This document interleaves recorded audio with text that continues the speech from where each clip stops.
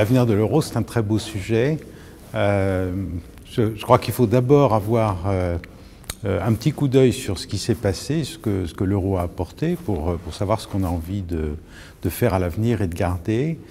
L'euro, c'est bien sûr une monnaie qui nous a apporté des avantages économiques, la stabilité des prix. On a eu à peu près 2% de hausse des prix en moyenne, un peu moins aujourd'hui, depuis la création de l'euro, beaucoup moins que dans les années précédentes.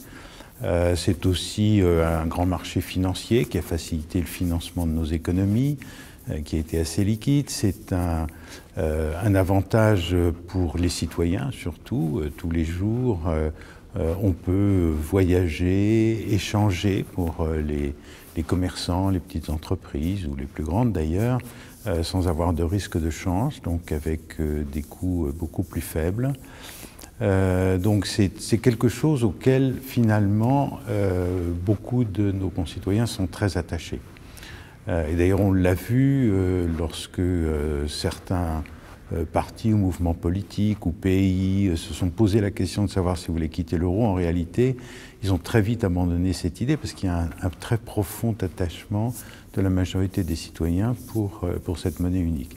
Est-ce autant dire que l'euro n'a pas de défauts, ou plus exactement qu'il n'y a pas des choses qui manquent ou qui étaient mal ajustées?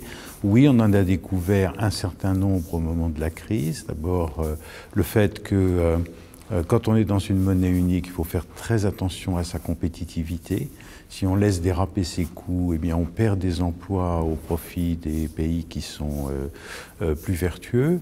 Et puis, il y avait une surveillance budgétaire qui était peut-être un peu fruste, qu'on essayait de réformer. Je ne suis pas sûr qu'on soit arrivé au stade final de la surveillance la plus intelligente et qui ne bride pas, mais qui aide, qui accompagne.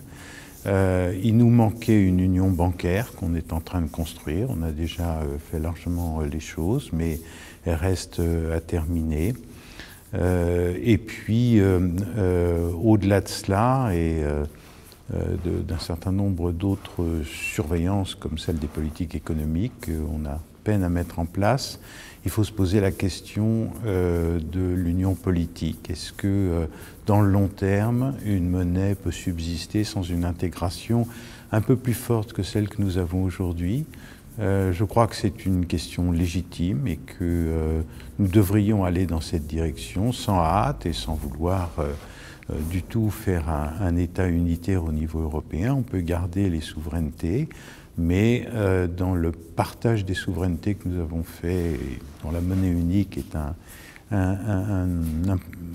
volet très très important, il faut sans doute qu'on aille plus loin dans un certain nombre de politiques économiques, par exemple mettre en place une assurance chômage au niveau européen et mettre en place au fond un certain nombre de règles sur la façon dont on finance les protections sociales, les budgets qui nous permettent d'avoir plus d'équilibre au sein de l'Europe. Par exemple, est-ce qu'il ne faut pas que les impôts sur les sociétés soient davantage unifiés? Est-ce qu'il ne faut pas que les types de prélèvements pour financer la sécurité sociale soient davantage unifiés? Ce qui ne veut pas dire du tout baisser les prestations.